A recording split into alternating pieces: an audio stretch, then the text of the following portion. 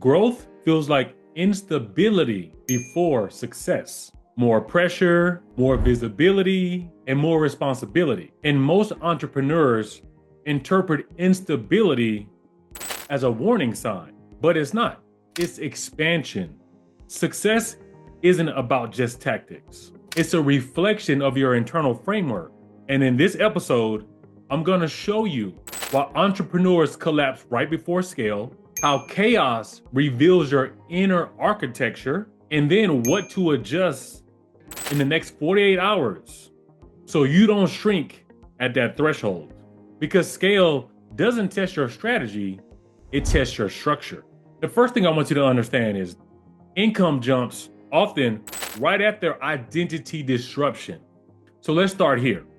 Income jumps rarely ever follow comfort. It follows disruption. What you will find out is that every time you approach a new level of revenue, three things increase immediately: expectations, decision velocity, and emotional exposure. Expansion increases pressure before it increases revenue stability.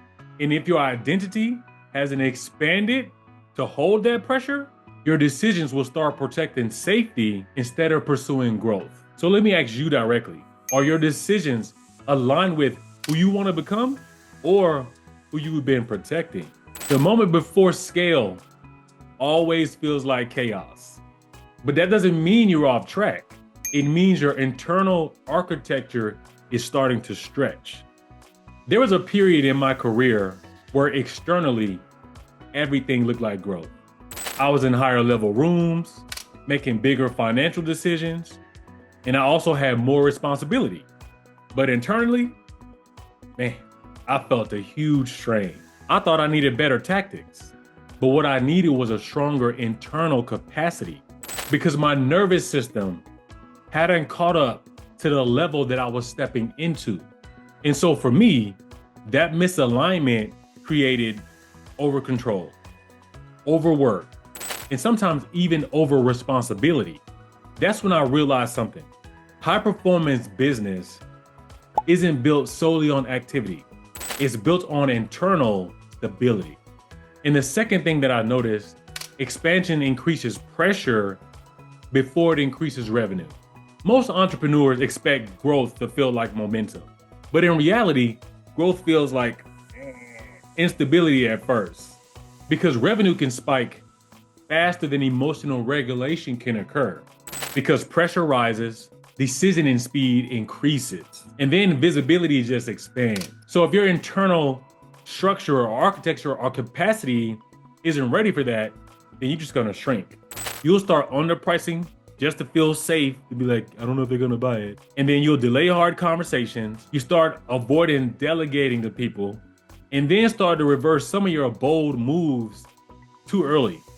It's not because you're not capable, because your internal capacity, it hasn't caught up yet. So pressure doesn't break entrepreneurs. It's the misalignment that does. And if what you're feeling right now is instability, you might be closer than you think. So you shouldn't give up. And the reason why I said don't give up, because what comes next, most people retreat to safety right before that next level. When pressure starts to rise faster than capacity, your nervous system starts to look for relief. And relief could look a couple different ways. One of the first would be you start playing small or you start pulling back. And then sometimes you might even stay being predictable. But when you're doing the same thing all the time, predictability rarely ever scales. And safely, as we all know, rarely ever expands your wealth. So I want you to think about what I'm saying. Maybe it was investing in stocks or real estate or even a new business. When you were in those situations that I mentioned, have you ever pulled back right when things are starting to accelerate? That could look like you lowered your pricing. You delayed bringing on more employees or expanding your business. You might have over-controlled some of your employees by micromanaging. That's not a coincidence. That's called identity resistance.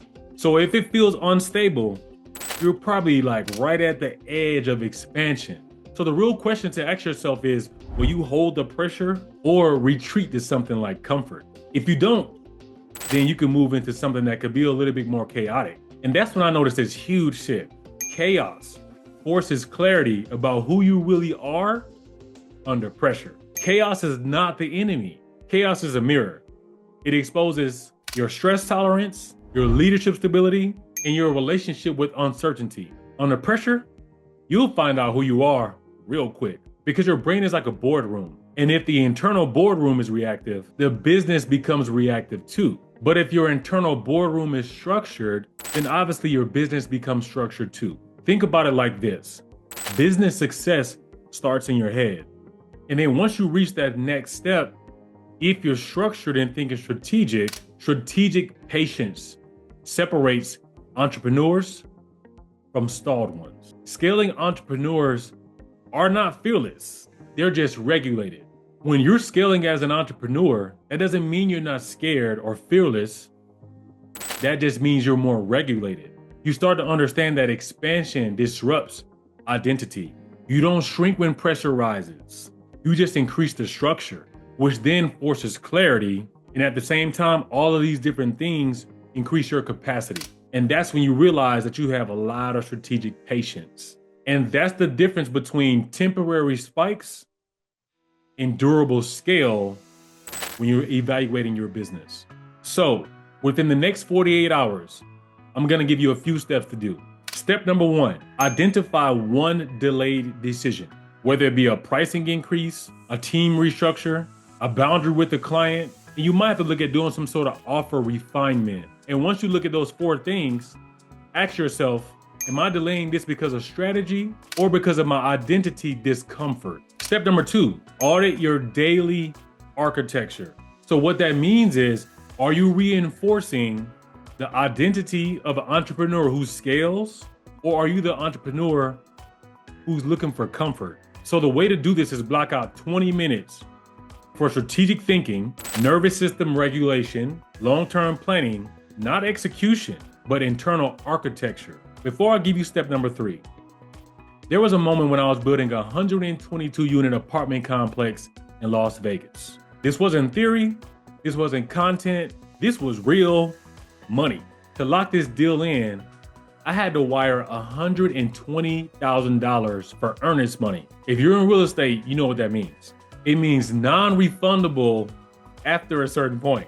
I remember staring at that wire confirmation screen. I had my finger hovering over the button because once this money moved, there was no psychological turning back. Externally, I felt good. We were scaling. My brain started running so many scenarios. What if construction costs spike? What if the lease up slows? What if this stretches my bank account too thin, right? This wasn't strategy talking. This was identity tension at its peak. Because a version of me that grew up in poverty with a scarcity mindset felt that risk differently than the person sitting there that had been building at scale. That $120,000 wasn't just a deposit. It was an identity decision. And that's when I noticed the pressure didn't decrease after I sent the wire. It increased, which makes sense. My meetings got more dialed in. My decisions got faster. The margin for error got so thin. And that's when I realized something critical. High performance business isn't built on activity. It's built on internal stability. Because if your nervous system can't hold the scale, you will unconsciously sabotage everything. So step number 3, do not shrink under pressure. Do not lower pricing emotionally. Do not reverse bold decisions prematurely, and do not collapse to old operational levels. Just add structure, not retreat. And then if it feels unstable, you're probably closer than you think. And shrinking is a decision.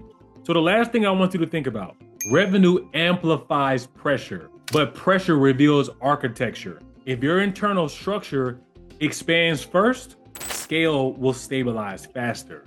Your tactics will start to create growth. And then your alignment creates sustainability. Your next level doesn't require more effort. It requires more capacity. So the real question is, will you build it? This is the Inner Architect series, and chaos is part of expansion. If this resonated with you, watch the rooms you stay in are setting your income ceilings, because that's what we break down why your proximity determines your possibilities. Because if your environment is capped, your revenue will be too. Subscribe, because in the next one, we're going to talk about what happens when your environment expands faster than your identity does. Because that's where most collapses actually happen. Send this to someone in business who's closer to scale than they realize.